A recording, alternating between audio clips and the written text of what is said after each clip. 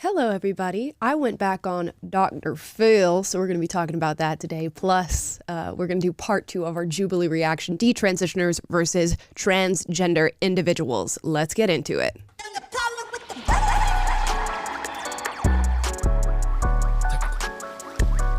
All right. We always have problems with our computer being hooked in here. But guys, we're going to react to these videos. Before we get into that, please like, subscribe, click the notification bell to be notified every single time we're live. That's Monday, Wednesday, Friday, 3 p.m. Pacific, 6 p.m. Eastern. And sign up for my email list, which is in the description down below. Do we have my computer screen now? We got it now. We got it now. Okay. Guys, you love it. We keep it around. We're going to react to this Dr. Phil episode. I was recently, well, not so recently, actually. This was months ago now. Taylor, do you remember? Taylor's here, by the way, in Nashville. I do. I leave for one day and you guys head back to the ranch. And you guys mess it all up. We're going downhill. Yeah, I remember. I call sabotage. Sabotage, yeah. It's censorship. It's censorship is what it is. But yeah, when did we film this?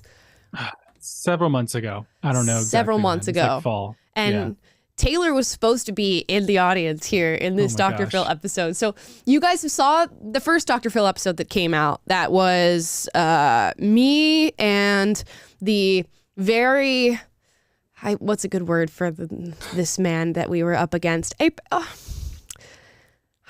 know what? I'm just going to say a professor that we were going back and forth with on cultural appropriation. Nice enough guy. And that was actually the second Dr. Phil episode that I filmed. This was the first one. So this first one is about affirmative action, featuring Candace Owens as well, who's on this. And then 2, I believe, school professors who are supporters of affirmative action, and another girl, and I'm so sorry, I forget her name, but she was really sweet and great and was holding down the fort on our end of things. So we're going to look at a video. Taylor was supposed to be in this audience. And then I asked him. The stupid producer left me in the green room. He's like, I'll come get you in 5 minutes. And then like 20 minutes later, he's like, I went and found him. And I'm like, hey, what's going on? He's like, oh, I'll take you now. Oh, just kidding. It's over. So gee, thanks, Dr. Phil's guy. Right. I'll never forgive you. While I'm watching this, I'm just picturing Taylor sitting in his green room, just like eating a bagel, waiting for somebody to come and get him. And I'm very grateful you decided to tell that story and put me on blast in recognition of this. The memories are already painful enough. But, it's not his fault. Also, Tyler Fisher is in this episode as well, who is a comedian. Shout out to Tyler. You should check out his show and his YouTube channel. Let's get into this clip. Why do we not have... And we're up. Okay, let's do it again. Okay, now let's watch the clip, guys. Well, we're discussing the very sensitive topic of whether or not white people are discriminated against in education and the workplace. It's very sensitive. Is this a made-up issue in the news, or is there a good reason why some people feel this is real? Now, I want to introduce Mala Epinobi, who is a conservative podcast host and a public speaker. That's so funny. I get called Amala a lot, which makes sense. My name is spelled that way, and if you don't know, that would be probably the inflection you'd use as Amala. And I was in Utah speaking, and people would come up to ask me questions in the Q&A line, and they'd be like, "It's so nice to meet you, Amala." And like, I've been watching Unapologetic with Amala for so long, and then you could see people in the crowd sort of being like, "Her name is Amala," but I'm so used to it at this point. Whenever I meet people, you should. No, I don't correct. If I spent my life correcting people who called me Amala, I would just be doing it all day long. So it's totally fine. I'm like, you know what? It's my parents' fault because it should have been way more clear that my name is Amala. And if it's not clear, hey, who am I to tell people?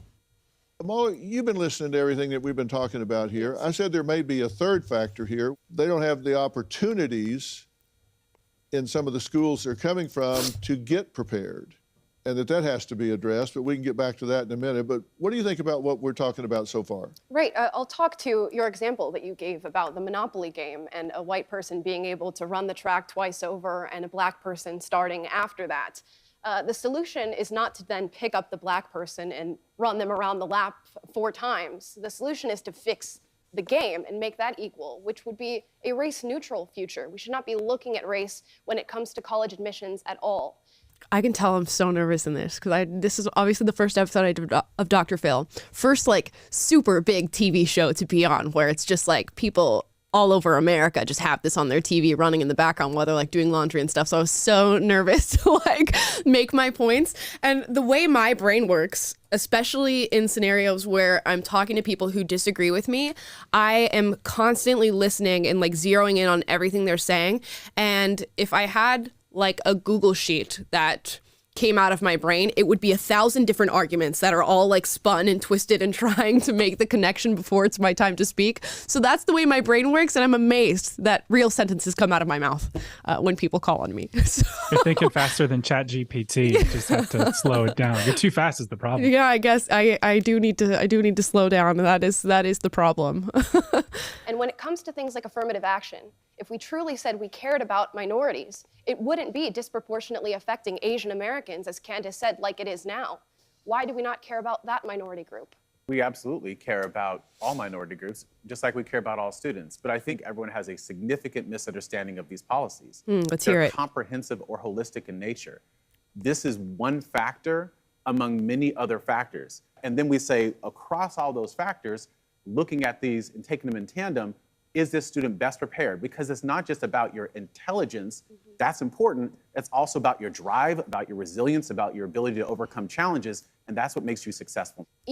Okay, so his response to that, let me pause on a better face of mine. Okay, there we go. His response to that, that's not all that much better, but we'll keep it.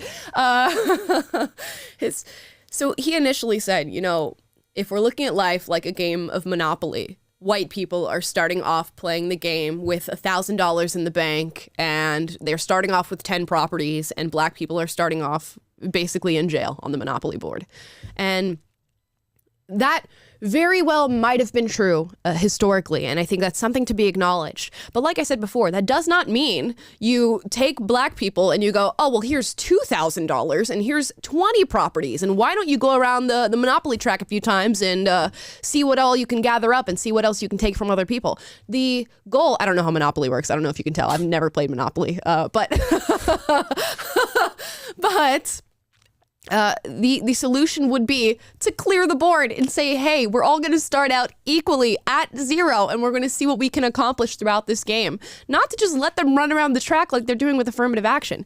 And his response to that was, well, people don't understand. Affirmative action is a holistic view that includes race, which means, you know, you could have an Asian kid and a black kid who are doing all of the same things, but we just, you know, add race in there. It's just one part of a 1,000-piece pie that we're looking at when going into college admissions and scholarships. And of course, you want to look at scholarships and applications holistically and look at what they're doing as far as extracurriculars, how well they're doing academically, what volunteer work are they doing, and we want a holistic view. But race is not part of a holistic view. And even when you account for all of the things that man just said, and saying race is just a small sliver of it, he has no explanation for the fact that Asian students who are applying to Ivy League institutions are having to score upwards of 200 points higher on their SATs than their black counterparts, even when taking into account volunteer work and extracurriculars and sports and how they're doing academically. 200 plus points. Can you imagine being a young student in the most stressful time of your life, and particularly within an Asian household, knowing that you have to get 200 points or more higher than your black counterparts just to get your foot in the same door? It's ridiculous. It's racist. I don't know how that isn't clear. And I will say that these two guys who were guests on the show were very kind, and I could tell that they were trying to compassionately drive forward their points, but their point is based in discrimination. And that's all that we're trying to get to the bottom of here. Yeah, it's tough to say you're kindly implementing or promoting discrimination. And right. You're right. He's saying, yeah, we're really nuanced in how we do this. That's just one slice of the pie where we have all these different factors that we consider. But also, if you're white, we're just probably not going to pick you. And if you're a minority, if you're BIPOC, we're definitely weighting the scales in your favor. Yeah. If you have an a priori commitment to weighting the scales in the favor of minorities, then by definition, that's just unfair. And so, to your point, we should start with a board that is blank, and everyone starts in the same place, and that's fairness. And it seems like they're doing anything not to acknowledge that point, that it's just simply not fair. And that's the, I think, frustrating part about debating with people over this subject matter is if you are coming to the table honestly about what this is and how it's being implemented, there's no way you would see it as fair. So to sit down in front of somebody who's constantly telling you, no, it's fair, it's a holistic view, it doesn't matter, it's just a small slice of the pie. It should be no slice of the pie. Your race should have nothing to do with anything that you get in life. And it's so hard to get people to make that admission. With those factors taken into account, Asian students and white students are discriminated against when compared to their Black counterparts. How is that the case? And it seems that with affirmative action, we've dictated we care about Black students, we care about Hispanic students. These are the minorities who are going to benefit from this, and Asians are not, and Native Americans. But the through line is not necessarily socioeconomic status. It doesn't seem to be resources. It seems to be that these are the minority groups that we feel bad for. We don't feel bad for Asian Americans because they have a culture of high academic standing. They have a culture of drive and of facing adversity. We look at Black students and Hispanic students and Native American students. We are inferior, and we pity them. That's what makes my blood boil. I mean, it's just, I am not less than you because you are white. I don't need you to look at me and feel bad for me because of the color of my skin. And that's effectively what you're doing every time you take an application. You say, oh, well, this girl's Black, so I kind of feel bad for her, so I'm going to put her at the top of the line. It's just not necessary. I believe, right, that Black Americans are capable of performing in the same capacity as their white peers. You two don't actually believe that, because if you support affirmative action, you are basically saying that Black Americans cannot do it on their own. No, what I'm saying is that there's a history of racism and exclusionary practices. And instead, we're reducing it all the way down just to race. And what these admissions practices are actually doing is saying, no, there's a constellation of factors that we're considering Keep hearing that same argument. in the holistic review of this application. You keep hearing it. It's a constellation. It's a constellation. I'm sorry, but no point in that constellation should be race. That's it. That is the bottom of the argument there. What I will say is Candace says something that you don't actually think that Black people can achieve things. And here's where the split is, because they do actually believe that Black people can achieve things. They don't believe it in practice. They're not analyzing their practices enough to recognize that what they are in fact doing is reinforcing the belief that Black people do need help, that Hispanic people do need help, that Native Americans need help, but not the Asians, of course, because we always leave the Asians to fend for themselves, right? So they are reinforcing those beliefs in practice. I genuinely believe that these two men think that Black people are capable of anything and everything. However, their minds and their ideologies has distorted what they're doing in practice. And that's the issue. So when we accuse these people of not thinking that Black people are capable, you are on a little bit of treacherous ground there, because you run the risk of having them invalidate everything that you think based on that statement in particular. I do think they think Black people are capable. I just think they don't recognize how what they're putting into practice says the exact opposite. And this reminds me of how when you tell your story, you talk about how someone at the leftist organization that you were working at looked at you and said, you just don't understand how oppressed you are, whenever you started questioning some of those things. And watching this, I recall that story because you have this professor who happens to be white just kind of explaining to two Black women how they don't understand how oppressed that they are. Right. And to the point about the constellation of factors that go into it, it's like, yeah, you can have a constellation of minerals that are enhancing a water and just a little bit of poop. But if there's poop in there, then that's ruining the entire product. And if you have discrimination in your policies with how you're picking people, that's the point. It's unfair. It ruins the purity of the principle of fairness. And we're not operating from principle of fairness being something that we enshrine as something that we don't compromise on, regardless of factors. We're saying, no, we're gonna re-engineer reality. We're looking at this historical context, and it's on me to weight how much extra these people deserve and how far ahead this group needs to be on the monopoly board. I can't remember who said it, but someone I came across a clip the other day that said the term BIPOC itself has a hierarchy in it, because it's BIPOC, Black, Indigenous, People of Color, Black first, then Indigenous, then People of Color. I think it was Michael Schellenberger on Joe Rogan. Yeah. But even that, who gets to decide how much further ahead or how much more we prioritize Black people over Indigenous people, over the rest of the people of color, and over Hispanic people versus Asians, then versus white people? It's just, when you set yourself up as the arbiter of that, then you've created this new elite class of people who are just operating on their own special enlightened knowledge, and that becomes this beast that you can't control on its own. And then the way that you mitigate against that is just enshrining principles of, hey, we're just going to treat everyone fairly, and what happens. And no, the outcomes aren't always going to be perfectly equitable, but that's the real world. It is the real world. We get it. Discrimination occurred in the past. You do not fix past discrimination with current discrimination. If you are going to move forward with somewhat of a civil rights movement saying that discrimination is wrong, it has always been wrong and will always be wrong, you don't fix it by discriminating in the present. I understand that the mindset behind this is that Black people had something stolen from them, and therefore they deserve some sort of reparative measure, which is exactly what affirmative action is. It's exactly what reparations are, which is what we're talking about here in California, where they're having a conversation about giving $640 billion to Black residents of California. For those of you who don't know, California was a free state, so the conversation should not be even being had here, but a conversation about $640 billion being awarded to Black residents is being had right now.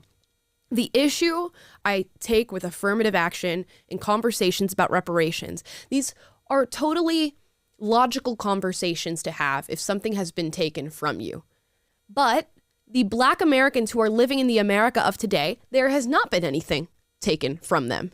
Now, you can argue about generational wealth and generational building, but the farther you are away from the crime or transgression, the smaller that conversation should be. And right now, the conversations we're having surrounding affirmative action and reparations are far too big for how far we are in history from this transgression of slavery and Jim Crow. When you should have had a conversation about reparations and affirmative action and getting Black people educated to the same standards as white people when they weren't enslaved anymore. When you got rid of Jim Crow, that's when those conversations should have been had. It is a shame that the country didn't have those conversations to the full extent, but that does not mean that in now 2023, a Black person running around in America with all the opportunities laying at their feet has a right to run to the government or run to their community and say that you owe me something. And that's exactly what's happening with affirmative action.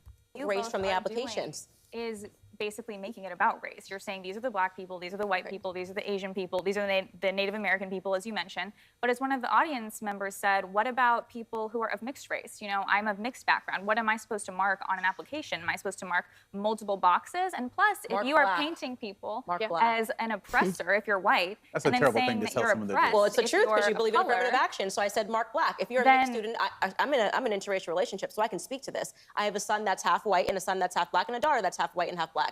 Okay. They're going to mark Black because I know that there are people like you at the universities who will say, well, because this person is Black, I'm just going to let them in. No, they're going to mark Black because they're Black. Woo! Let's unpack that little moment because the clip cuts off there. Let's unpack that moment. Okay. So she says, I'm mixed race. What am I supposed to put on an application? Candace says, put Black. Put Black. And what an interesting movement that would be if all of a sudden we just had simultaneously students who are going into college just mark off different races on their applications to just confuse admission staffers and see what happens and see how much equity we can bring about when you confuse the people who are trying to use your race as some sort of token of oppression that you can use for social status and scholarships and your admission into a college. That would be fascinating. But let's get away from that experiment and think about being a mixed race person. I'm a mixed race person. When I was in high school and I was applying for scholarships or essay contests, I had multiple white teachers tell me, mark Black. And I would ask them, there's not two options in the race box. Which one do I mark? Do I mark white or do I mark Black? Mark Black. Because Black is going to put you at the top of the list. And they admitted that. Straight to my face, mark Black. That's what's going to bring about the best outcome. Does that sound racist to y'all? Switch it out for any other race. Mark white. That's going to bring you the best outcome, buddy. When you're applying to Harvard, if you check that little white box, you're at the top of the list, my friend. Sounds pretty racist. So that is exactly what's happening. And he says, well, that's disgusting or what a horrible thing to tell somebody to do. Why? It's very much superficial. Who cares? If race does not influence your thinking, it doesn't influence how capable you are. It doesn't influence what you're going to be like as a student. So why is that the most disgusting thing to do, to mark something? And then Candace says, well, I have biracial children because Candace has a white husband. And he said, if your children marked black, they're black. Her children are black and white, just like I'm black and white, which means they can mark either race or both races, and that would be correct. But her children are not just simply black. And what he's espousing is actually that sort of one drop of blood theory, that if you have one drop of black blood in your entire body, that makes you a black person. Her kids are black because Candace had them. We're reinforcing just really bad ideas throughout this conversation. And it might be packaged in a nice, compassionate, and kind man's body in his mind, but they're not nice ideas. They really are not. They're in fact super destructive. And you guys can check out more from this Dr. Phil episode. There's several other clips. You should check out Tyler Fisher, who very powerfully talks about his story of being a white comedian trying to chase his dreams and actually being turned away by an agency because he's white. And they told him, it's just not a good time for white dudes right now. So when we talk about these issues in the macro, it can be really easy to get lost in just the different groups and the discussions and Asian this and black that. But when you hear from somebody who is trying to chase their dream and has the talent to, and the moxie and the ambition to go for it, and then they're turned away simply because of the color of their skin, it's a little bit harder to defend that belief that affirmative action is something that we should be striving for. Very difficult prefer not to say checkbox has become my best friend on a lot of these forms as a straight white male. You want to be checking I'm just not going to say anything, so you can't discriminate against me on that basis. Right. Scott, you know what I'm talking about? Yeah, I do. But there's also the option of multiple races, which, like, if you look at it, you could potentially make the argument that you are a mix of a multitude of races. Yeah. And so that may be a more accurate answer. Yeah. At this point, fuck it. Just put whatever you want, guys. Just put whatever you want in that race box. And who's to say anyways? Who's to say that Taylor isn't black? Didn't we all descend from Africa anyway? Yeah, isn't that the whole thing that everybody's trying to say? You know, Jesus was black. We're all from Africa. Isn't that what we're trying to claim right now anyway? So why not? Why not? You gonna tell Taylor he's not black? Look at him. Look at him. A bunch of racists. Yeah, you Stop don't know. oppressing me. You don't know. You could be albino. You don't know. You have no idea what's going on. And race is far more superficial than what we're going to talk about right now, which is sex. And we're going to get back to that Jubilee video, detransition versus trans people. Again, like this video if you're having fun in this conversation and like what we have to say. We want more people to hear from us and hear this side of the story, because it's hard to get this side of the story these days. My Jubilee Real quick, episode. Amala, before we get into this, we had a poll on the chat on the YouTube channel, and 60% of the audience thinks that you should correct people when they mispronounce your name. So, dude, just throwing that out there. I would have to, I don't know. I'd have to make a career of it. It would take me, it would be a while. It would be a while of me doing that all day long. I had a fun story. I had to do it. Your first time on the Candace Owens show. That is true. I went with you to the filming, and she mispronounced your name, and I grabbed the producer and I was like, hey, can we have Candace do a pickup shot of her saying Amala's name correctly? And they did at the end, and it was no big deal. So, shout out to Candace and Daily Wire team. That's why we keep Taylor around. That's why we keep Taylor around. They handle that. Yeah, I definitely think you should say something, especially if we're filming something and they mispronounce, and then it's like, hey, please. At this point, it's like a running joke, I just. My favorite is when we're doing interviews or whatever, and they're like in the preparation, people ask like, so how do we pronounce it? And you're like, Amala, and they're like, okay, got it, thanks. And they're like, we've got Amala Epinobi with us today. Yeah, and that's another thing without not correcting people. I correct them, and then they just get it wrong anyways. Yeah. There's something about my name that you just want to say it that way. And now, you know what? I accept it. I accept it. Call me what you want. I don't even care at this point. My Jubilee episode, Anti-Feminist versus Feminist, is coming out, I think, on the 9th, which is, I believe, Sunday. And it's going to be really interesting because the conversation just started off. I could feel like, oh no, this is not going to go well. I mean, it was fine. We had good moments. But it really depends on who you get. I wish they had gotten more people in the vein of modern day feminism, because the men who were representing feminist views just had like old school feminist views for the most part. So nothing to go after too much, but I am going to actually be filming a podcast with one of the guys who was featured in that episode. His name is John. We're filming that podcast tomorrow at the Jubilee headquarters, so that'll be out soon enough too. So I must have said something good because they invited me back to have a conversation about breaking this down. Now, let's get back into this detransition versus trans video. This next prompt is transitioning improved my sex life. Now, obviously, we can't really have an opinion on this. This is a experience that they have themselves, and we have fortunately not experienced. Let's see. Sex life. Improved. Okay, so 5 of them move forward. Who wants to start? I could start. Man, I'm embarrassed. It's a weird question. Not to say that my sex life was bad before, but I think transitioning and coming into my body and feeling comfortable in my skin allowed me to open up more and allowed me to not only be better in bed, but also explore what my sexuality looks like. Yeah. Being trans also like made sex really complicated for me too, because I'm a straight guy and I pass very well, and majority of the women that I've been with, I would have to eventually kind of like break it to them that I was trans and deal Hopefully with a lot soon. of rejection. And with somebody, I would never let girls touch me or see me without clothes on. Not having a penis made me feel inferior as a man, and that no one would want me, which is why I like rejected that part of myself and never even let it be loved. It took a lot of really accepting that people were going to accept me and be attracted to me and love me and want to give me pleasure regardless of what was in my pants. And that took a long time. It took until I was like, I think I was 21 when my ex-girlfriend and I started dating. From that point on, I realized that just letting someone love me was half the battle. And once I let that piece come into play, I mean, it changed my life. Wow. A lot to unpack there. Now, a lot of people be like, oh, well, why are you even having this discussion, whatever. But for most people, this is a big part of livelihood. Even if you're viewing sex as just purely a procreative measure for your life and your ability to create a family,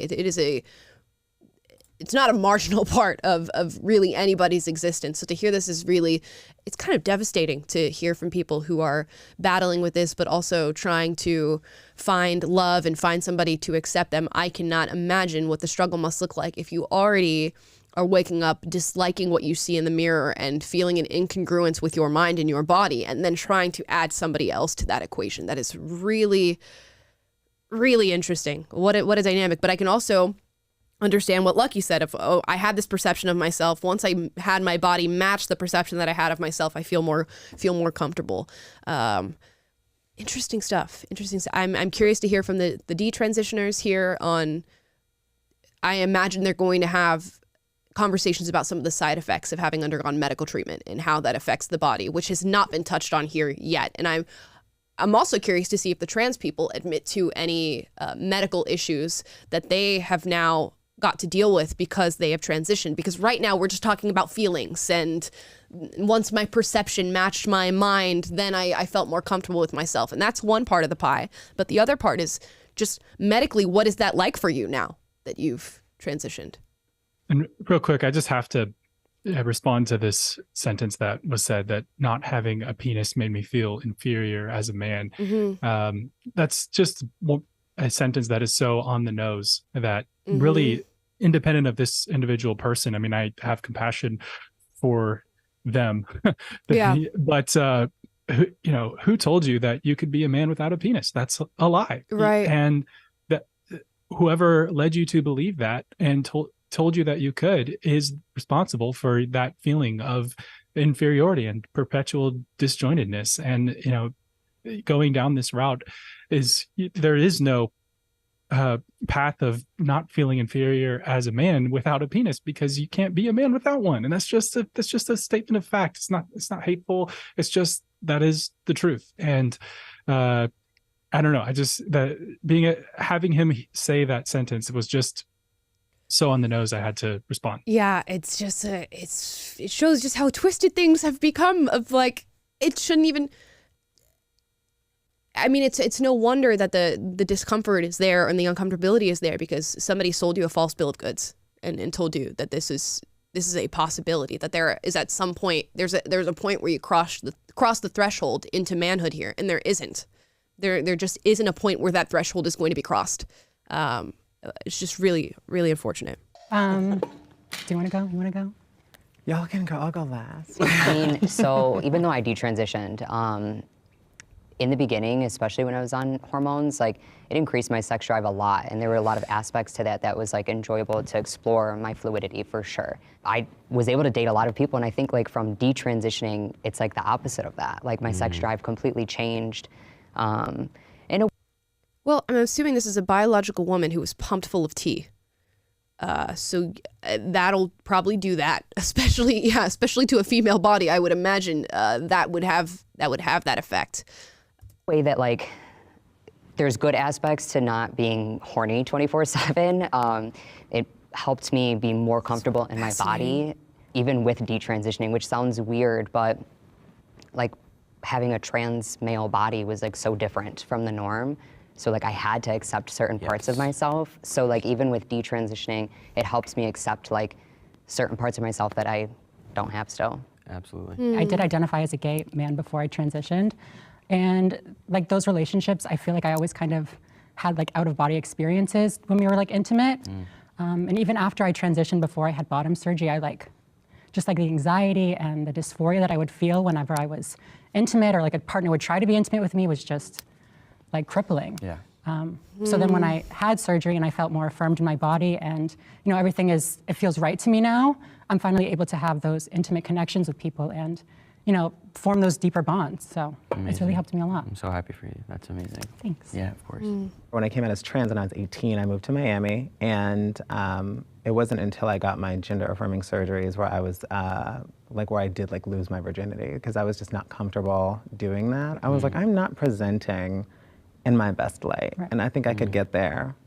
Yeah, for me it was like I'm not fitting the role that I'm supposed to play in this relationship. It felt weird, and you also attract a different type of partner. Back in my day, I used to attract what we call a chaser versus someone who was a person who hooks up with a certain type of person, such as trans people. Okay. Genuinely attracted to the female form, which is someone who I wanted to, like, that's the role I felt. And so that's where I was comfortable, and now I'm comfortable. Did I miss what? Okay, so she said, hold on, let me listen to back. What was said there? And I think I could get there. Yeah, for me it was like I'm not fitting the role that I'm supposed to play in this relationship. I'm not fitting the role that I'm supposed to play in this relationship. I wish we could expand on that. I don't know what that means and why that means I am a woman. I'm just not understanding. I get the uncomfortability with being intimate with another partner. I get that this person previously identified as a gay man. I get the feeling of maybe feeling an incongruence with the role in your relationship. I'm just wondering how we get from those three things and jump to I am a woman. What happens in between those 2 points that means I am a woman? I'm just not I don't understand. No, it felt weird, and you also attract a different type of partner. Okay, Back let me in listen my to this day, again. I used to attract what we call a chaser versus someone who was genuinely attracted to the female form, which is someone who I wanted to, like, that's the role I felt. And so that's where I was comfortable. And okay, so used to attract people who were purely looking to date a trans person. And because he looked masculine and feminine at the same time, that type of person was attracted to him. Now that he looks way more feminine and is somewhat of a passing woman, regular straight guys who are attracted to women in general are going after him and saying, oh, well, you look like a woman, I want to pursue you. So that's what they're trying to do, is to get as far as they can into the realm of being perceived as a woman, which 2 of them, if you don't hear them speak, are pretty much there. Would you agree? I would say those 2 there, I would be like, oh, that's a woman on the street.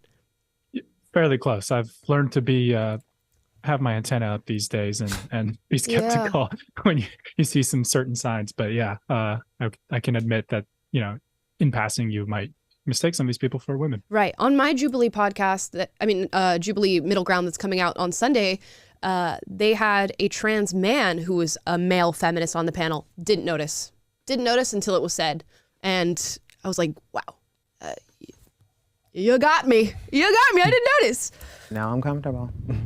In Virginia, the T word did not exist. That was on Jerry Springer and Maury Povich, and that's where that stayed. No one was trans. And that's so true. I transitioned when I was about 18. I moved to Miami, and my joke is that I hit the tarmac and I said, I'm a woman, by the way. I remember I came out to my mom and I was super nervous because I'd come out as gay years and years before because that was so much easier. But when I came out, I remember my mom just asked if I was happy, if I was healthy, and if I was gonna finish school because she had already paid for it. And I said yes. Can the disagree step forward? Transition definitely ruined my sex life. I was fine with my penis, but a year after estrogen, I felt like that part didn't belong on me anymore. So I went ahead and had sex reassignment surgery. After that, my sex drive was gone pretty much. I kept on having complications.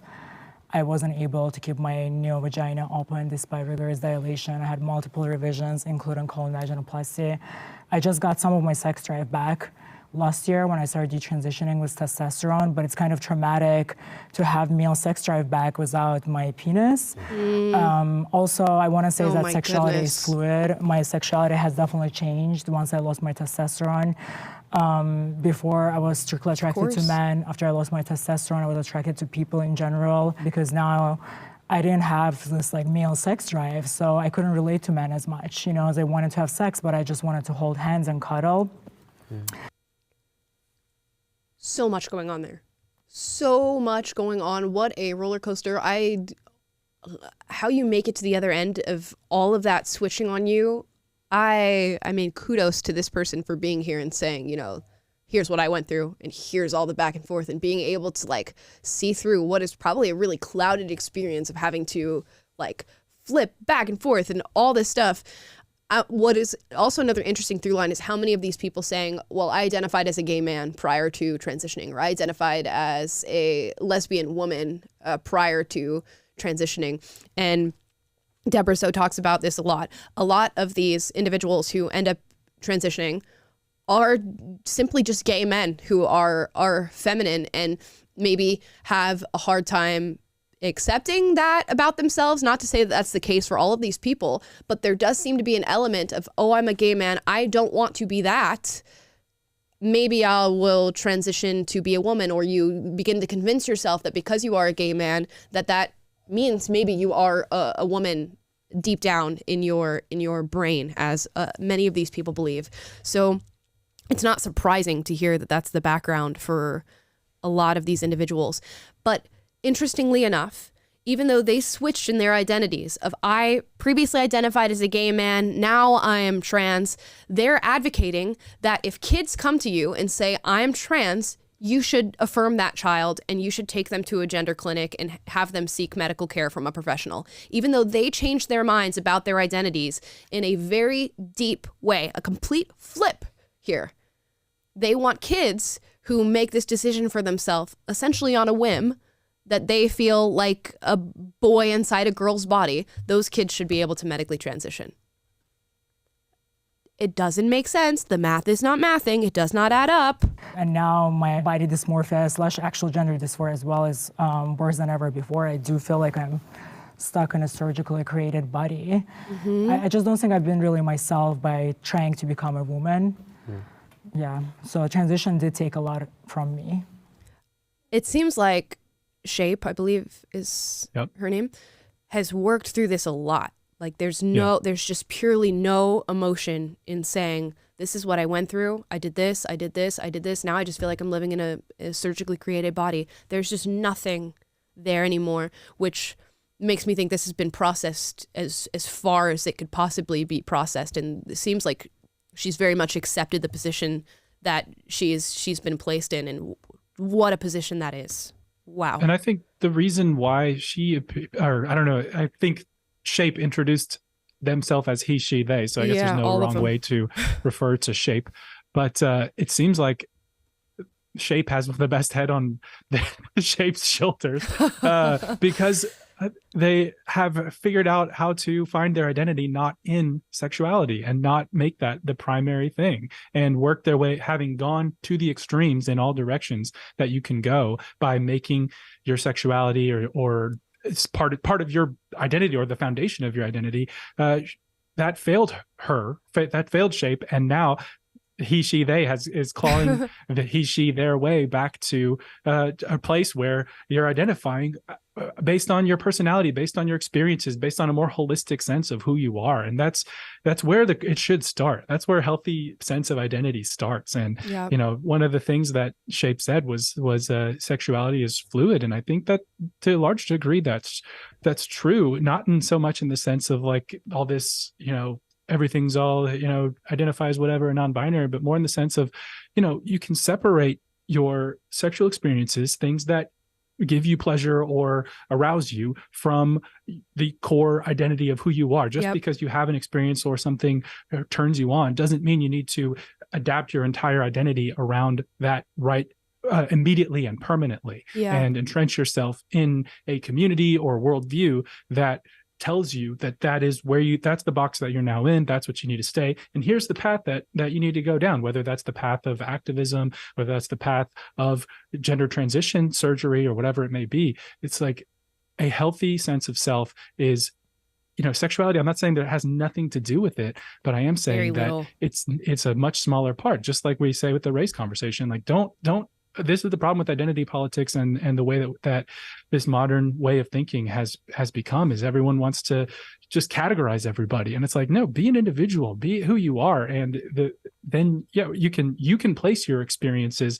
and integrate them properly and healthily when you're an individual first, and your other, you know, elements fit into that. But whenever one of those has to define your whole being, then you become susceptible to ideology, and you get into, you know, locked, boxed ways of thinking that end up being incongruent with reality and end up disappointing you and perpetuating things like dysphoria, things like depression, and just things like making you miserable. Yeah. And to your point about like sexuality, like, yeah, people are aroused by certain things. Certain things will be something that lights up for you and other things won't. And there's no better evidence than what Shape just said about their experience going, when I was on testosterone, I was attracted to a whole different group of people. When I was off of testosterone and taking estrogen, I was attracted to a whole different group of people. Do you see how these things like switch and flip depending on the state that your body is in, what you're being exposed to? But then all these people go, oh, well, your 5-year-old says he has a crush on a boy in kindergarten.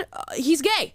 He's gay, and you better treat him as such, and that's the label that he has forever. And oh, he likes girl stuff. He's a girl. You need to transition him. You need to do all this. Like, experiences come and go, and your exposure to things and what you learn in life is going to change the way that you relate to certain things. It's going to change the way that you react to certain things. And there's no better evidence than this person's story here. That's been really, really hard. Yeah. It's okay. Yeah. Can I ask you a question? Yeah, sure. If you had like found the results that you desired in the beginning, would you feel differently than you do now? No, because I realized I just miss being a man, you know, I just miss being obsessed about sex and money. I don't want to do the whole emotional thing. And I'm talking about stereotypes, okay? So I regret, it's just like now I'm a medical patient for life. Also having sex back, it just reminds me that I lost all these years. I could have been having fun, whether it's chasers or, I definitely have internalized homophobia. So internalized homophobia also pushed me into transition because I felt like chasers weren't good enough because I wanted to be a woman. I wanted to escape my homosexuality. Wow. Out of all the people who are on this panel, just like the honesty that shines through in what this person's saying, you can recognize that they've just accepted the position that they're in. How many people do you think would be able to come up and say, yeah, I have internalized homophobia, and that's literally what dealt to me, and it's not a bad thing, it's not a malicious thing, it's just what happened to me, it's just what I was dealing with, and it led me to make A, B, and C decision. And the one sentence that should definitely not be lost in what was just said is, I am a medical patient for life. You are a medical patient for life when you make this decision for yourself. And the fact that we are allowing people to just so frivolously decide this for their lives, where Luca here, who is all the way to the left on this panel, said, My first medical intervention was a double mastectomy. The first medical intervention this person received was a double mastectomy. They don't even do that for cancer patients. For cancer patients whose breasts are filled with tumors, that's not even the first medical intervention for them most of the time. And to think that you just went to the wrong person and expressed, I'm not feeling congruent with my body and my mind right now, and then they pushed you down that path is horrifying to think of. Yeah, I just want to real quick say, of all these people on this panel, who do you think is the most comfortable with who they are? Who's coming across that way? And I would say it's got to be Shape. Yeah, and what an interesting, because you would probably look at somebody like that and be like, oh, you're not comfortable with yourself at all. I mean, if I'm being honest, if I look at somebody who's got 1,000 different colors in their hair, they're wearing a bunch of makeup, they're, clearly drawing somewhat of an attention to themselves, the nails are all colorful and long, I would make the judgment and be like, oh, that person is probably not comfortable with who they are, without even taking into account that there could be many reasons why this appearance exists right now, because they're sort of living in a limbo of, I don't know what to present myself as. I know what I am. I know what I was born as, but I don't know what to do with this body now that has just been recreated and changed. So it's just interesting to see, because that would not be the person that I would immediately flock to and think you are the most sound in who you are as an individual. Interesting, our biases. At the end of the day, I'm a gay man, and I'm still living with internalized homophobia because therapists actually never helped me with that. It's fascinating. Nope. Lost screen again. Of course we did. Let's do it. Okay. Men and women, and in my transition, I felt like I had an internalized homophobia when I was with men because I didn't feel like a gay man. And that was really hard for me to figure out, because I had this journey for so long, and a lot of sexual experiences were good, but I was on Grindr and I'm sleeping with these men and they're treating me how I would want to be treated in a social setting, but I'm like, I was really, really masculine in my presentation, but I tended to be kind of feminine in my roles within sex. And so I think that also got me to realize that I wanted to detransition, because it was a reflection of the relationships that I had. To follow kind of some stereotypes, I did miss being a woman in some of those social settings, with how women interacted with me, with how men interacted with me. So yeah, that's heavily relatable to that for sure. So I do not regret my transition. Shocking, I know. That was a really great time for me in the beginning. I really was able to explore and express myself in ways that I could not have done without hormones and surgery. I learned so much about how people treat people based on gender and looks in general. I feel like I would not be the person, especially the confidence and security that I have within myself, if I didn't transition as presenting as a woman. Well, yeah, you certainly would not be the person you are right now had you not transitioned. So that statement is always going to be true for anybody. I wouldn't be the person that I am now if I didn't wake up this morning and drink a glass of water. Anything that you do throughout your day is going to lead to the person that you are at the very present. So it doesn't quite make sense to regret anything that you've done in life, but you can certainly hope to safeguard others and alert them to the snake in the yard, I guess is how they say that. It's a strange question, right? Because of course some people are going to say, well, yeah, I regret it, but there's really no use in regretting things that you've done in life. It's, in my opinion, a waste. In this world, my dynamic with men in general is so much different. I mean, I was very insecure, very submissive, very quiet, and now I'm able to speak up for myself because of that. Yeah. I bet that is fascinating. And that's one of the questions that I posed to the trans person who was on my Jubilee episode, I said, you've been in a female space as a biological woman, and now you've transitioned to where, to most people, you would be viewed as a man. What privileges did you gain in going through that transition, and what did you notice was different about your life? And I don't remember exactly what their answer was, so I guess we'll see that on Sunday. But that is an interesting experience. You get to live, and I'm assuming she's saying that people viewed her as male, so she was integrated into male spaces, and men were seeing her as just another one of the boys and talking and engaging with her in the same way that they would any man. Yeah, I'm sure that's an experience that let you learn a lot about yourself, because you're in a whole different group. It's like being transmitted into a different species and like being able to look around, and even though you're not really on the same wavelength as them, getting integrated into their world and they're sharing with you as if you are. So yeah, I would imagine that's an experience that is highly formative in what you view yourself to be as an adult, how you view the world, how you engage with people, and just being able to know what men are like behind closed doors without having been perceived as a woman is, I bet, very interesting. I was actually going to say, during my transition, I didn't actually have a high sex drive from the hormones. And ever since I came back, my sex drive has been higher ever since. And I think it's because I'm no longer on the estrogen. My testosterone levels are increased after I changed back to being who I was originally born as. And it also kind of opened up my eyes to say, maybe I wasn't really a female. This is probably what I would like my future spouse to have, to look upon it. And I'm proud that I actually have that sex drive back again, because I felt like I lost it for a long time. The LGBTQ plus community is not as accepting as they claim. Well, of course that's true. Once you label anything as a community, it's gonna splinter into people who are accepting and not accepting of all different things. There's gonna be L's who hate the G's. There's gonna be B's who hate the T's. There's gonna be Q's who hate the LGBs. As soon as you lump people together into any sort of community where you say you're supposed to have a certain set of beliefs, they're all gonna start not accepting each other. It's just human nature. So everybody should walk forward for this.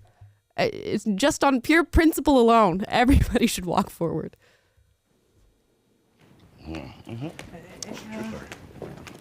And there they go. Musical chairs. Musical chairs? Yeah. I'm embarrassed to agree. That is true information. There's still so much transphobia within the LGBT people in the LGBT community that hasn't been addressed yet.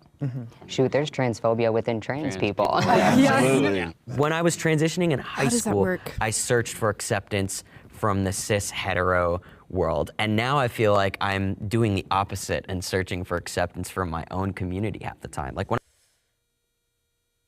Okay, let's break down that sentence. First, when I was going through this journey, I was seeking acceptance from the cisgendered het community, heterosexual community. Now I find I'm seeking acceptance from my own community. Now, there's something wrong with both of those statements. And the something wrong with both of those statements is that you are seeking acceptance from external forces in your life. You are seeking acceptance from a group of people that are not you. And the real journey in life is, how do I accept myself?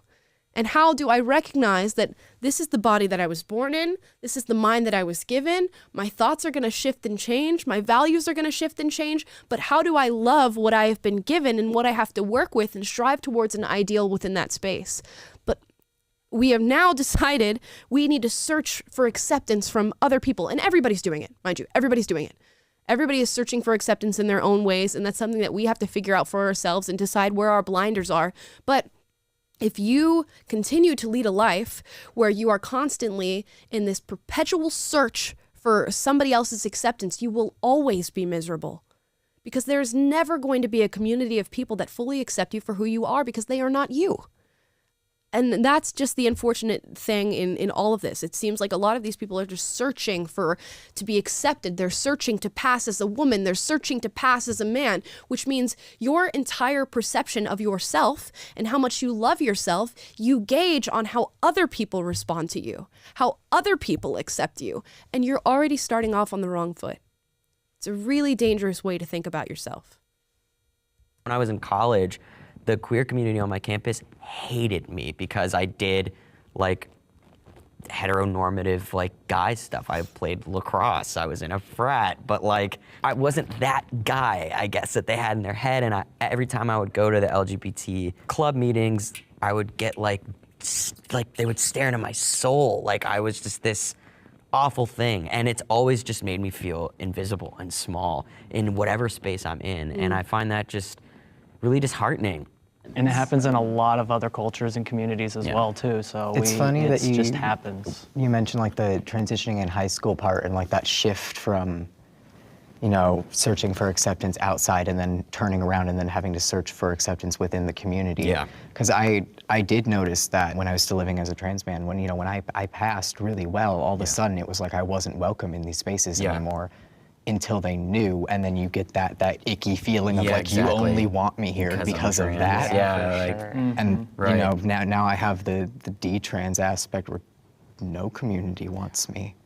No one. Like I'm still part of the I'm part of the LGB part, but I've lost people that I thought they liked me for me and it didn't matter what I was. Right. But then all of a sudden, detransitioning was the thing that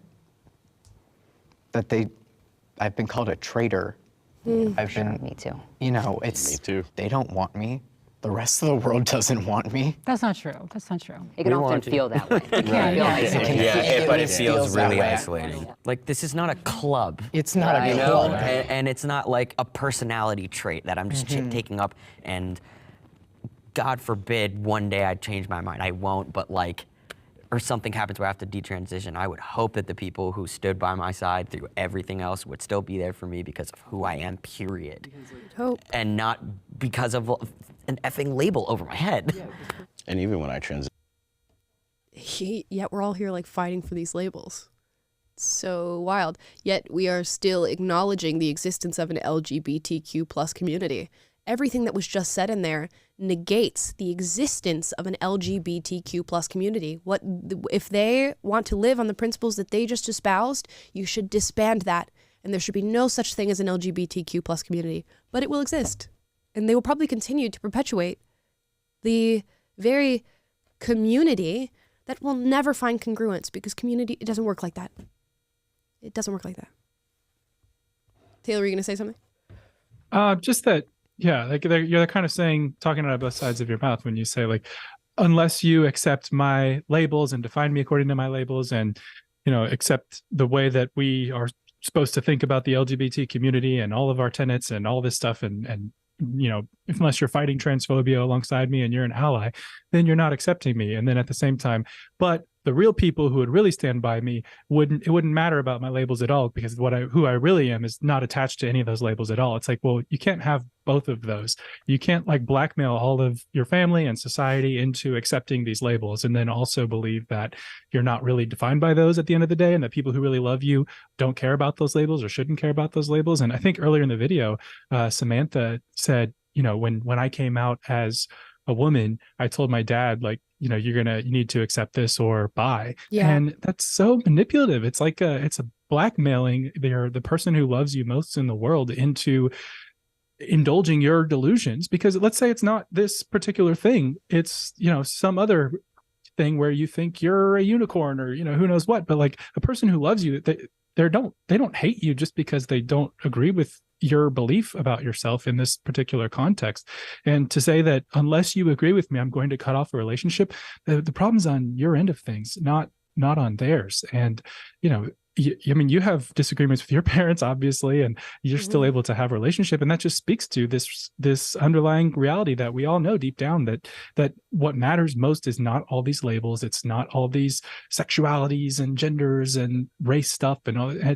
We're human beings, and we should be defined by who we are, our personalities, our talents, our gifts, our just what makes you you. And, you know, all this stuff, they play factors, but who you really are is not really about any one of those individual things. And just thinking of yourself as an individual first and relating to other people, relating to the world as an individual is so much more satisfying. Because like you were saying before, you don't need you don't need other people's acceptance to validate who you are at that point. Once you've accepted yourself, then you're empowered to now go out and live life and be happy, and without needing it in labels to validate you, without needing other people to validate you. And so it's funny that he literally just said the quiet part out loud, so he knows it deep in his heart. But you know, I mean, I guess I should be saying she, but whatever. Right. It's like but I just underscore the point. Like, you know, we want to acknowledge reality, we want to stick to it, but I have compassion for these people too. And it's not it's not just about ramming my views down your throat, but it is like, hey man, like,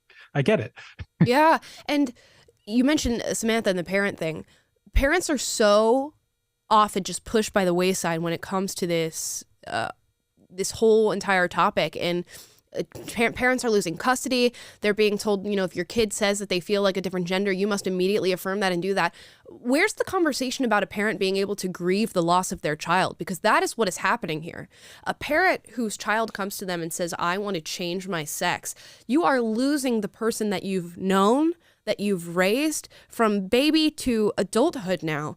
That person is gone, or at the very least is going to undergo very big changes. It's going to be mutilated. It's going to go through an entire process that completely changes their body and their mind, because that is what hormones do. It's a complete physiological shift.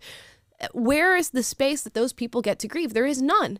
And the trans community in particular, if we even want to call them that, trans activists in particular, come after them and say, well, how dare you? You need to immediately accept everything. No, those people should be allowed the space and the time to grieve and to sort of rationalize what's happening in front of them. And parents should be respected in that sense. I dealt with the traitor to everyone. It was, oh, you want to be a man and the patriarchy. And I was like, I get it, but also, yeah. But what I found very interesting was like this divide between trans men and trans women. When I first started doing a lot of advocacy, I was told that just being in the space, that I was taking up too much room, that I was taking up too much space and don't speak and all of these things. And I was like, wait a minute, but I'm trans too, right? This community also belongs to us too. Right. So that was something that I grappled with for a while. Because it doesn't belong to you. Hung out with a lot of gay women, and then when I transitioned, I definitely lost my space there, and that was like really hard for me to navigate, because being shunned out of these female spaces for me was really hard and difficult. The ever-present theme that I'm hearing is space, belong, space, belong, space, belong, which just really says to me that something probably happened when these people were children or in their formative years that just made them feel a deep sense of not belonging anywhere. And had maybe even one person reached out to these people and said, you are completely beautiful just the way you are, and I want to know who you are as the person you are today, and you are accepted within this space. In fact, we are friends. This is a friendship that we now have. I wonder how many people go through life and don't get that experience, and it leads to extremes like this, because that seems to be the through line here, is just a lack of acceptance of oneself all throughout childhood, and then trying to find that externally by going to, your female group of friends who are, in school with you, or the male group of friends in the locker room, and then feeling, oh, this is not the space for me. So it seems like a lot of these issues just are hinging upon just not being able to find people who accept you for who you are and want to be friends with you. And I'm sure that resonates with a lot of people, because we all go through those moments in our lives. But if you go through that to an extended length of time, I think the natural thing to think is, oh, there's something wrong with me, because there can't be something wrong with everybody else, and everybody else doesn't want to hang out with me, and everybody else doesn't want to be friends with me, so it must be something internally wrong with me, and maybe I was born in the wrong body.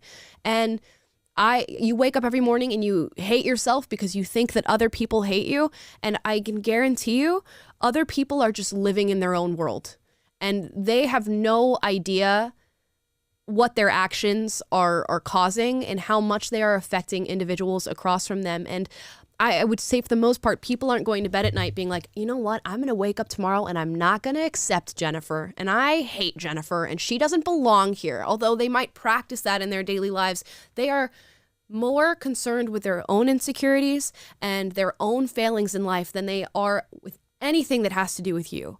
So if you are not feeling accepted by other people, it's probably not because there is something wrong with you.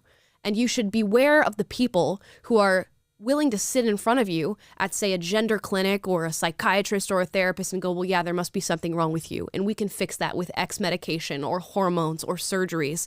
You will find acceptance. It just takes time for some people. And that is what it seems has been expressed by everybody here. It's just a lack of somebody saying, I accept you. And that's really sad. I mean, of course, you're going to do whatever you can to sort of fit into a new group, and how devastating it must be to go through this entire process of medically transitioning and go to the group that's supposed to accept you and still not be accepted. Oh Yeah, my that's- gosh.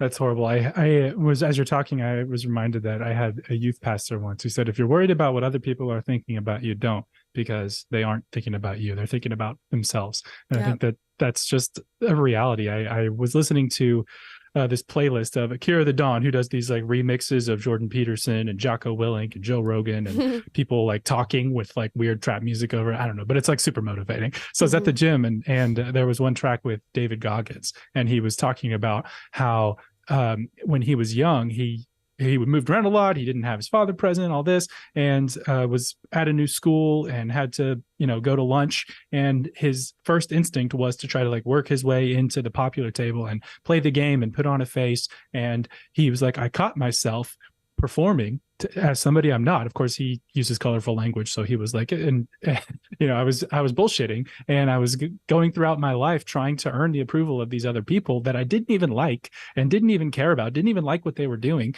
and was adapting my entire being to try to get their approval.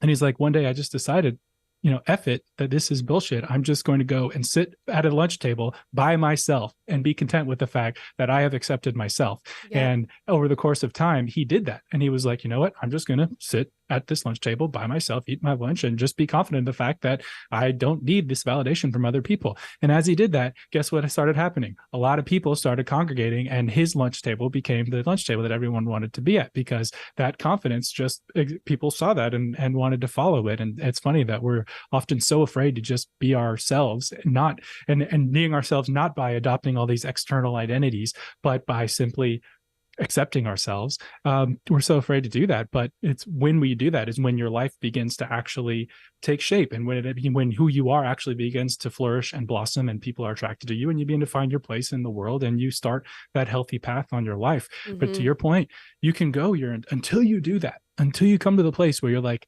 okay, you know what? I don't need to be validated by the world. I don't need to be validated by these people. I don't need to be validated from all these external forces.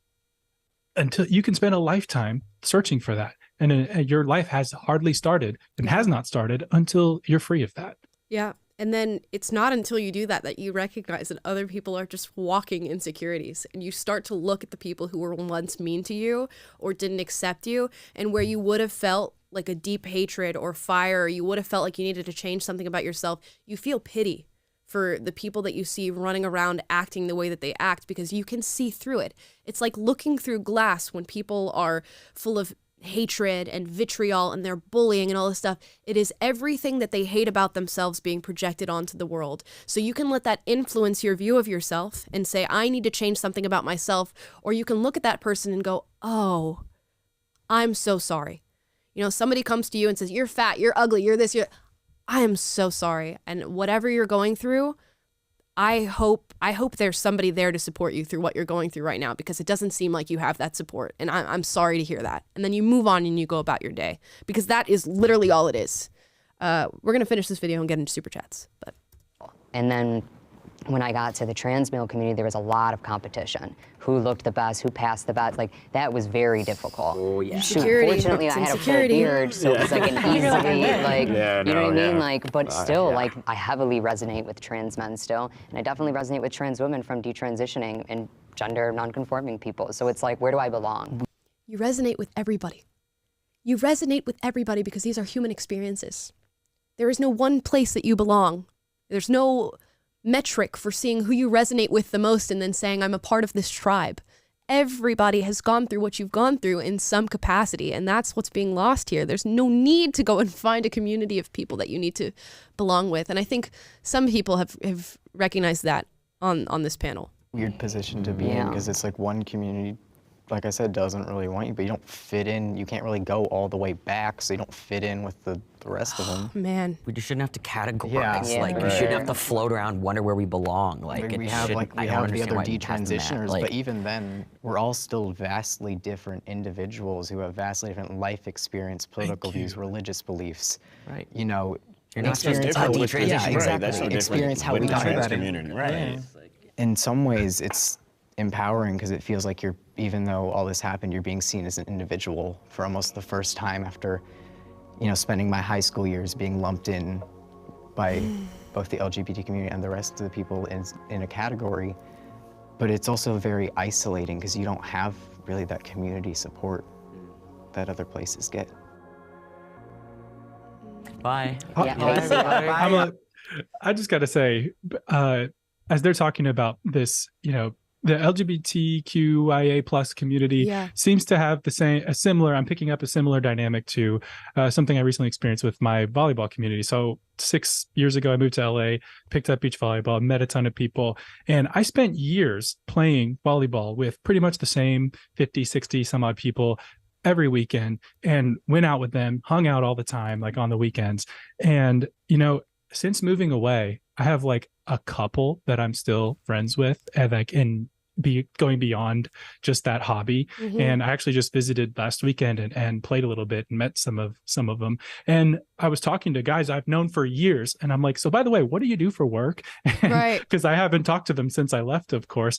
And just because you have one thing in common with people and it doesn't mean you need to put all the eggs of your hope for belonging in the basket of that one single community. That humans are much more sophisticated than that. And one of them said, like, this is why defining yourself like this is setting yourself up for disappointment, because we're identifying as an individual means that you have so much more complexity to who you are. And I'm reminded of C.S. Lewis wrote about this. He had a small group of really tight friends at Oxford that I would meet all the time. And I think one of them passed away.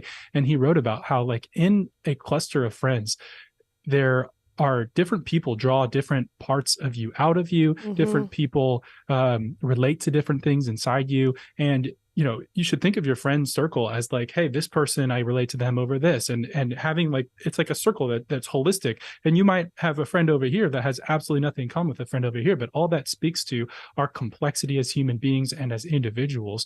And so it's just, my heart goes out to people who are sold a bill of goods that, hey, if you just join this community, you'll have all the acceptance that you'll ever need, and you'll be able to find your true self. It's like, no, finding your true self doesn't come from one single community. It comes from being yourself and accepting yourself, and then going out into the world. And if you have this interest over here, go pursue that. If you have this hobby over here, you do that, and you meet people and you have those intersections, and then you develop a fuller, richer sense of your identity just by being. And that's such an exciting, adventurous, path to way to go about life.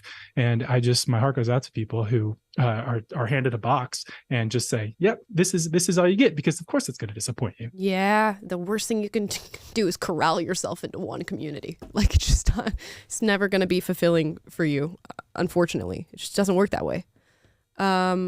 Let's get into super chats. Let me see. Oh my gosh. I think we have quite a few. Do you have them, or I could pull them up? I think I have them. Okie doke. Okay, let's see. Is this from today? That's not from today. Okay, this is from today. Perfect. Love you, Amala and Taylor, says Jackie Hernandez. Thank you so much. Appreciate it. Verity Deerdorf says, as someone whose name gets mispronounced by almost everyone I meet, it is such a struggle to decide to correct someone or not. Yeah, is that your real name? Did I just say that correctly? I don't know. I highly doubt it. But thank you. And that was your first super chat for the show. It's a collective struggle. I feel you on that one. This next one is from a scout in a Bradley. Says, loved your point of view on this. Thank you so much. Appreciate it. And thank you for your support. Also said, this is for your presidential run. I doubt that'll ever happen, but who knows? Starting the super PAC early. It's not on my my bingo card for this lifetime, but who knows? Who knows? Jeffrey Jackson says, love you, Amala. I think you're awesome. You're awesome too, Taylor. Thank you. I see the little accents on there. Is that like phonetic spelling or something? That's what I was thinking it was. Maybe he was trying to emphasize pronouncing your name correctly. Yeah, in written form. I think so. I think so. Dharma Initiative says, if immigrants can make it in the U.S., anyone can. Yeah, I think obviously there's always going to be people who didn't get the right cards, but for the most part, this is the land of opportunity. Very much is. Scripture Shores, thank you for your super chat. No message, but we appreciate you. Text Fraud says, in reality, we have one drop of black blood in us. Science has confirmed that the first woman, Eve, was black, so it's in our DNA. Check the black box, guys. We have the pass. If it sounds helps you like get Dr. your Fauci scholarship, talking. The science has said that this is what it is. Follow the science. Follow the science. I mean, if it helps you get your scholarship, do whatever you got to do. Dharma Initiative said, please watch What Are We Doing to White People by Charlie Chan. He addresses the normalization of overt racism by not only BIPOC, but woke whites. Yeah, I saw that video and went super viral. The Asian guy. I do need to watch it, but I haven't set aside the time. Haley says, I'm white and my mom was worried I wouldn't get into my competitive grad school program because I wasn't diverse enough. She said, at least I'm a woman, LOL. Yeah, just have a sob story, be a woman, or be a person of color. And if you can do, 23andMe or Ancestry.com and find a little bit of Native American in the background, run with it, babes. Run with it. Isaac Gorski says, people get Isaac wrong all the time. I just assume that many people have never encountered a large amount of names outside of where they are from and what's common there. Yeah, it's totally normal to mispronounce names. I've not heard mispronouncing Isaac, but Isaac. I don't know. Maybe that's how you pronounce it in a foreign language. I don't know how you would say it. Maybe it's the Gorski. Isaac. Who knows? Give us some alternative pronunciations that you hear in the chat, Isaac. Lada gave her first super chat. Thank you so much. When will we see that race doesn't exist the way they think it does? When do you stop qualifying as black, half black, quarter black, 1/16 black? We a mix. I agree with you. I don't know when it's going to stop, but I hope it stops soon. Isn't this one of the things you say, that race is more of a social construct than gender? Yeah, race is way more of a social construct than your gender or your sex is. I guess I should say sex if we want to be scientifically correct there. Race is just, anybody's anything virtually when it comes to race. And you could cross the lines and boundaries of race, which we do all the time. Like how many people called Obama our first black president when he's half black? I mean, the bounds of race are way more testable than the bounds of sex. So it's just crazy that we spit at people like Rachel Dolezal, who said, I'm a black woman born in a white body, but Dylan Mulvaney's on Bud Light beer cans. It just makes absolutely no sense. Clown world. Michael Jackson, resurrected. Thank you for your super chat. Let me ask this. If trade or taking of African people never happened, how many African Americans can say with 100% proof that they would be in America today and not suffering in Africa?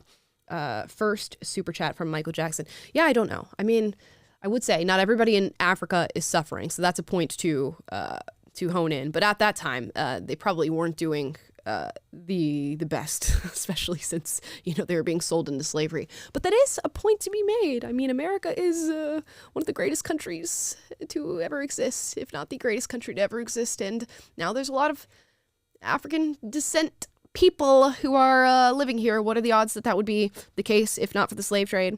It's of course not to justify, but it is just something that should be able to be acknowledged because it simply is what happened. It's wild. Anyways, Kirsten S. says, male to female trans lose ability to orgasm post-bottom surgery. That is something that many people are talking about, and there's a lot of side effects. I've seen many detransitioners talk about that, and while some people might not view that as something that is important, I can guarantee that psychologically that would mess somebody up, especially male to female. Are you kidding? Can't imagine. I just cannot imagine.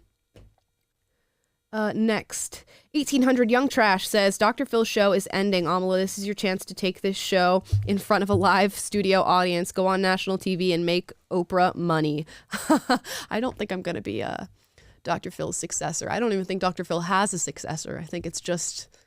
He was getting too based there at the end. They're like, oh, he's betraying a sliver of conservative inclination. This guy, send him to the ranch. Right. He's done. Maybe that's why he used his last season to sort of hone in on who he actually is as a person. He's just like, you know what? It's my last time here. They can't fire me. I'm going to show people how I really feel.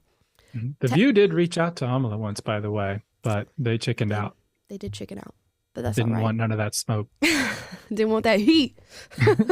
Text Fraud says, hearing the male to female bottom surgery honestly hurts. It's a legit open wound that you have to force open. As a woman, I cringe and feel phantom pain just hearing about it. Yep. I don't think a lot of people recognize exactly what that means surgically, but it is not only lopping off your male parts, but creating the female opening. And for those of you who are unaware, maybe considering this, you have to use a dilation tool every single day to keep that area open the way it is supposed to be open. Can you just think about how painful that would be? And it's for extended periods of time. So yeah, it's just wild. Dixon Butts, always good to have you. The black that are also albino community are really getting the short end of the stick on both sides here. YouTube didn't let me put those two words next to each other. Oh, okay, so the black albino community is having a hard time. Yeah, because they're black, but they don't get the oppression points because nobody can see it on them. It's really does suck. You should get more oppression points, right? I don't Because know. albino is like another intersection, unless are we not allowed to call that? Nah, because an they'll oppressed say category? like they'll be like you benefit from white privilege even though you're black, like Logic, you know, the rapper. Let's see. I don't know, but I'll take your word for it. Slabby Patty says, "This is my first live that I've been able to catch. I love the show. Just wanted to let you know I appreciate y'all. This episode really highlights how much we need conversation between differing opinions." Thank you for your super chat. And yeah, I think it's always what we're trying to highlight on this show. So I'm glad that that is hitting for y'all, that y'all are recognizing that. Alfredo Ortiz says, "The only acceptance I'm searching for is God's. Taylor, can I get an amen?" Well, I might actually have to amend this because I would say I'm not searching for God's acceptance. I'm living from it because God already extended his acceptance to me in Christ through the cross. So that is how I think about it, at least. But I get what you're saying. But I mean, in a technical sense, I would have to say, no, I'm not looking for God's acceptance. There we go. Already got it. All right. Kate Svensson says, "Thank you for what you do. You give me hope for the future. Thank you for listening." A10 Warthog sends 2 hearts. Appreciate it. Stephen Call says, "As someone with gender dysphoria, I needed this. Thank you for your free super chat." Wow, that does hit hard for me, that you are experiencing that and that this has helped in some way, shape, or form. We are happy to have you, and please do continue to listen and see if anything meets your heart, because that's what we're trying to do here. Hopefully save you from the short end of the stick when it comes to this stuff. The Autistic Professor says, "Used to love labels and embracing intersectional identities, but I'm sick of the BS. I'm sick of the hate and violence the progressive left promotes." Guys, leave the identity stuff behind. Please leave it behind. It was hard for me to leave it behind. Even when I decided I was conservative, I was like, oh, I'm a conservative now. Let's make my TikTok handle half black conservative, which was just like holding on to identity even harder. And just like, oh, so glad to be on the other end of just leaving all of that behind. And hopefully that sticks for I asked Amala before the show because we were watching some of this stuff, and I was like, did you ever have like a phase like in middle school where you like the goth kid or the emo kid or the prep or the jock? And you said you were I'm a musical theater kid, and I still am, so that stuck. It wasn't a phase. It's not a phase, Mom. So Dylan Mulvaney's in your community. Yes, Dylan Mulvaney. Oh, no. I'm like, no, okay. There's this thing that happens every year for like Broadway fanatics and people who love musical theater called Miscast, where they like bring in all these very prominent singers and stuff, and they sing songs that they could never be casted for or whatever. So I love looking forward to this. I'm like watching clips from it. And Dylan Mulvaney is on Miscast singing in New York, and I'm like, okay, you know what? This is just how it's going to be. The next Broadway show that's going to be a big hit is going to be starring Dylan Mulvaney and whatever. I've just accepted that this is the reality for me. He's on The Price is Right performing. I mean, this guy's clearly not looking for the limelight at all. No, Never has. And this no. is all super. He's the most authentic, stunning, and brave person we've ever seen. Stunning and brave. I mean, I can't blame him though. If like that's your dream and somebody's like literally throwing it at your feet, of course you're going to take it. So, God. Ugh. Someone just said Taylor's looking like the devil on the shoulder of a cartoon character. Because I'm like, someone else said I look like a thought bubble. Do you guys like this view, or is it weird? I like the know. circles. I think it's kind of cool. I don't know. Let us know. The Autistic Professor says, the left has driven me to go full force into Daily Wire Prager and Ali B. Stuckey. Not conservative or religious, but the most reason comes from right-leaners. Hey, you know, we welcome you. Welcome. Jessica Raylene says, if you can't accept yourself, how can you fully expect others to accept you? You're changing who you are, everything about yourself.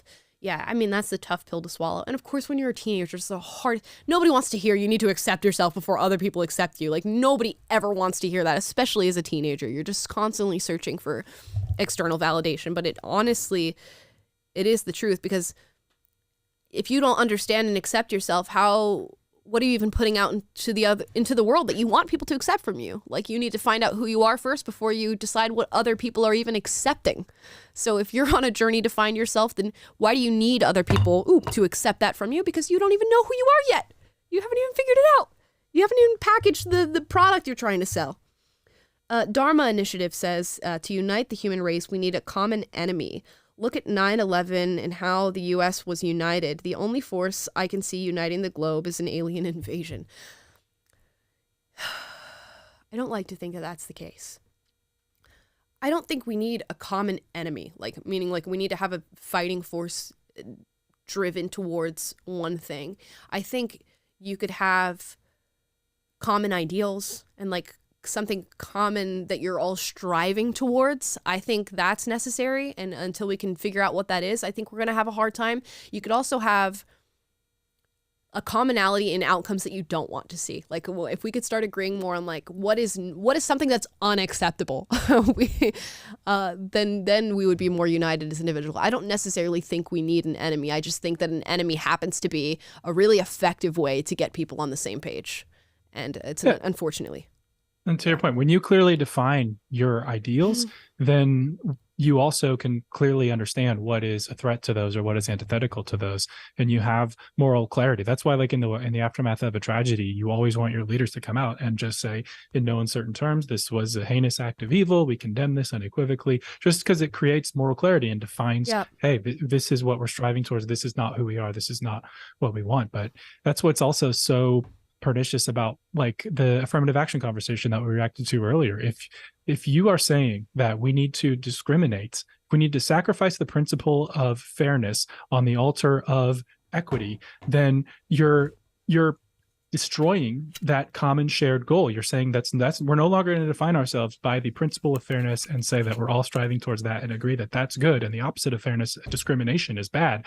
We're going to say that I need to step in and play God in this situation and balance the scales how I see fit, and I'm going to be the arbiter and judge of that, and no one deserves that power. And it's also contradicts the first principle of fairness that we should all enshrine and be abiding by. So that's what's so scary about this new woke ideology, is a lot of what it does is sets itself up as the arbiter of how to fix everything and even the playing field, and at the expense of first principles. And the first principles are what America was founded on. I'm not saying that we always lived up to them, but it is what we aspire to. And that's how we get that unity, is by saying, this is the people that we want to be. This is the people that we aspire to be. And anyways, I sorry to go on a little tangent there, but I did have that boiling in my brain earlier when that guy said that. So I came all full circle. So thank you for bringing it back. Yeah, sparking that thought. Verone Kowaluk? I don't know how to say your last name. I apologize. And please invite Shape on your podcast. He is precious. I mean, I'd be open to that. We should reach out. I think that'd be a great conversation. M1U, thank you for your super chat. A lot of us Earthlings are always about me. It's so tiring. Can we all just get along? Don't wait till the aliens start bombarding us from space. Stay based and happy 1 million subscribers. I agree with you. Why can't we be friends? Why can't we be friends? Well, because some people are trying to transition children, so we kind of do have to address that. But there will always be something. But in a general sense, yeah, we need to start just accepting one another. A scout in Bradley says all humans have struggled with their sexuality at one point, from the manly man to girly girl. Yeah, I'm sure people. It is only natural. I don't know if everybody struggles with it, but it's only natural to have the thoughts that fall outside of the scope of who you thought you were. And that can be in regard to sexuality, it can be in regard to anything. I'm sure there are teenage boys who are oh, I can appreciate that guy is attractive, but I'm not attracted to him. But if I can say that a guy is attractive, does that make me attracted to men? And they snowball into this. Am I gay and blah, blah, am I bisexual or what's going on? And then it's just oh no, you can just appreciate that somebody else is attractive, and that's it. Or it is more than that, and you are attracted to men. There's all these different things that happen in life. And you should be given. It's like when Andy on The Office was like, I had a dream where Brad Pitt came up to me at a tiki bar or something and tried to kiss me, and he's like, I tried to resist at first a little bit, like he was, or I think it was more of a hypothetical. He's like, I would resist maybe at first, but then I'd kind of just want to see what it's like. I imagine that happens in a lot of people's brains. Just most definitely happens in a lot of people's brains. It's not weird. It's not something you should be ashamed of. It's just literally normal. Everybody has crazy thoughts all the time. Doesn't mean every thought you have is who you are. But also some thoughts you should be in jail. Some of them, yes. Some of them you should be in jail. Straight to the gulag. Kathy S. says, woke culture dangerously empowers people as more enlightened than everyone else. Scholars, scientists are dismissed as bigots, misinformed. Truth is simply what is accepted by those enlightened. Yes, very, very true. Once you take on the badge, you know all and you are the arbiter of truth, and whatever that truth may be. Even though it's your truth, his truth, my truth, her truth. I'm having trouble keeping up. Amala, you have to pronounce my name with an African accent. Kofi Kwe. Thank you for your super chat. I hope I did that Why justice. are you Kwe? Why are you Kwe? Who is to say that I am Kwe? You are Kwe. I love that clip so much. Also, why are you running? Why are you running? These are fantastic. I don't know that one. Oh, okay, well, we'll have to show that another day on the show. We're gonna make that part of our new show intro if we ever make one. Let's see. What else have we got? Bozardic says, I finally caught a live. Sad to see that I missed the live, but I'm excited to watch the show after. Been looking forward to this video. Love y'all. Thank you. And I'm glad you got to catch a live. And this is your first super chat. We appreciate you. Then we have Hugo Jesus, or Hugo Jesus. You opened my eyes and influenced my decision to leave the left. I regret voting for Biden, and seeing how divided our country has become is truly demotivating me to start a family. America is hurting. Hugo, I appreciate the fact that you said you've been influenced by this show, and we're happy to have you. Welcome to our little club that we got going on over here. And you know what? You shouldn't feel too demotivated to start a family. You are still large and in charge, and you can help. As bad as things might be on the outside in this country, or like in life in general, there are so many wonderful things that are happening on any given day. And if you really just allow yourself to sit in what's wonderful in life, you shouldn't rob anybody of that experience. And that goes for your future children. So your future children are going to experience something wonderful, even if there's other crazy stuff going on. So don't worry too much about that. SD, thank you for your super chat, says, why does it look like Taylor is just Amala's imagination? Another person says, Ill Monk says Taylor looks like your thought bubble. So it sounds like you guys are liking it. That's what I'm hearing. If we're getting comments on it, we're keeping it. Jess the Mess says, I'm a teacher and you have helped me so much understanding how to talk to my middle school kids to deal with their body and sexuality. Thank you. Oh, gosh, you guys are, I need to watch what I say. I was listening to this Sondheim, which, if you guys do not know who Stephen Sondheim is, I'm a musical theater nerd, so just bear that in mind. But look him up and listen to his music. And there's this specific song that he has called Children Will Listen, and you should listen to the Bernadette Peters version of it. And the lyrics in this are just so profound and so beautiful. And I want to find the perfect one where I'll find it and we'll get to it later. We'll go through super chats and then I'll say it to you. But specifically, if you're working around children and the philosophy that you should have in sharing with children and being a role model for them, this song is just the perfect explanation of what that should look like. A Scout in a Bradley says, need Larry Elder or Thomas Sowell as the angel on the other shoulder. Put them in. He literally is. Look, he's right behind you. Right, we got this one. On the opposite side. And then we got Taylor on the other end. So I guess that I am the devil then, because I'm not more of an angel than Tom Sowell. Let's see. Alfredo Ortiz says, pedophilia is unacceptable, but there are still people defending it and others afraid to denounce it. We do need a common enemy to unite us. I think we're just getting bent on what the definition of enemy. I mean, an enemy could be an idea. Pedophilia is an idea and a practice more than anything. So yeah, that would be a common enemy that people can get behind. But it's more just about values and how you go through the world. Let's see. I wish people, this is from the Autistic Professor, I wish people would talk more about cultural history rather than race. Irish and Scottish, seriously impacted by oppression, but doesn't count because white. White does not mean one origin. There's cultural differences. Yep.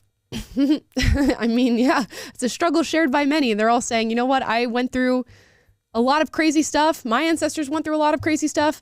And here we are. But because you're white, it's invalidated. Anyways, I think this is the last super chat. Timothy ML says, my first super chat to you guys. Thank you so much. I'm a huge fan. I love all the work you guys do. Anyways, I just wanted to ask if you considered the sterilization through transitioning as maybe a form of population control.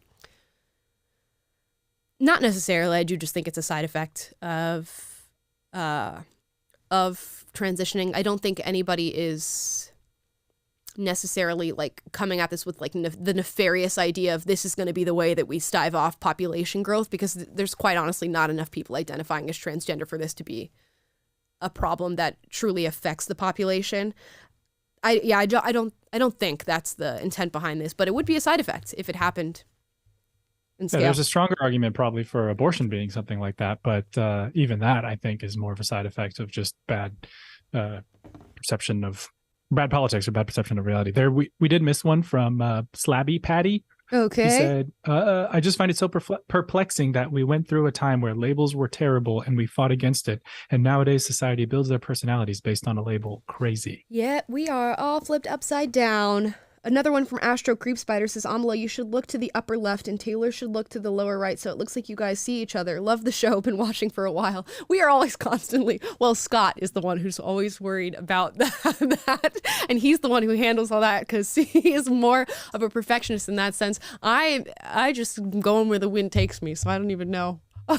If you guys did as this person asked, you would look like the Brady Bunch opening. Yeah, where we're just looking. Right, I'm waving. There we go. Yeah. Did we get it? Is that it? Did you go the wrong way? I have no idea. I don't know which way I'm supposed to look to make that happen. I'm supposed to look this way? Okay. We'll figure it out. We'll workshop that for next time. Anyways, I found the Sondheim lyrics. I'm thinking, I was listening to this song this morning, and I was like, I need to write an entire essay about this song and how it pertains to our current culture. I'm just going to read one paragraph from this, and this is specifically to the teacher who was talking about how to speak with children. And for anybody who's around children, talking about literally anything, just think about the impact that you have. Careful with what you say, children will listen. Careful with what you do, children will see and learn.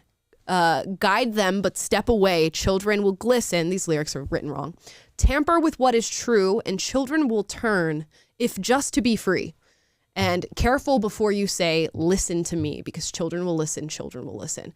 It is so profound. Again, go and listen to the version of Bernadette Peters singing this song. And if it does not hit you in your heart, I don't know what else will. It is so very true. Children absorb everything around them, no matter what you do. And not even with just children, with people in general. Be really careful before you tell somebody to listen to you, because you have no idea how it's going to impact them. And in watching this video, this Jubilee video, it seems like everybody in this video had somebody just say something to them, and it sent them on a path that many of them are not going to be able to come back from. So careful with what you say, and careful before you say, listen to me, because my gosh, you can mess somebody up. That sounded like Mr. Rogers could have wrote those lyrics. Yeah, yeah. So wholesome. It is so very wholesome. That's from Into the Woods for those of you who are asking, and you guys can find Into the Woods on YouTube and watch the full show if you're interested. You're probably not, but if you are. SD says, Amala, you are very pretty, so don't take this the wrong way, but has anybody ever said you look like Franklin the Turtle? Yes! What? Oh my gosh. Okay. Who else? Franklin the Turtle. And then, what was that one that Sabrina said that I look like? I don't know. I think it's Sabrina Ducky. Is it Ducky from Land Before Times? Oh, I could see that maybe a little bit. Okay, hold on. Let me look it up. The Turtle. That's hilarious. Is it Ducky? I don't remember what the name of this character is. This one.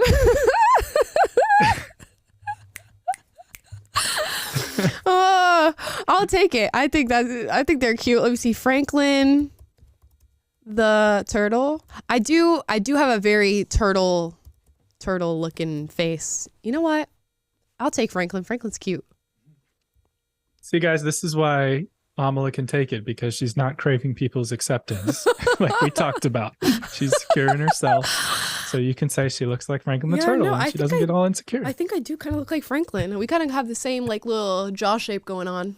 And I think that's the perfect note to end the show on, that I look like Franklin the Turtle. So thank you for that. That actually made me giggle. Guys, thank you so much for watching.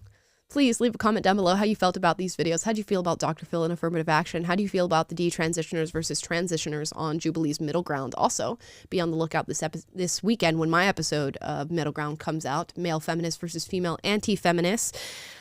Please like, subscribe, click the notification bell to be notified every single time we're live. That's Monday, Wednesday, Friday, 3 p.m. Pacific, 6 p.m. Eastern. Plus, we post videos on Tuesday and Thursday because we won't leave you hanging. Tomorrow's video is about looking through old American commercials and comparing them to the woke ones that we now get now, and the different values that have shifted in us as consumers and the different messages that are starting to resonate with us, which is really weird and really freaky to watch.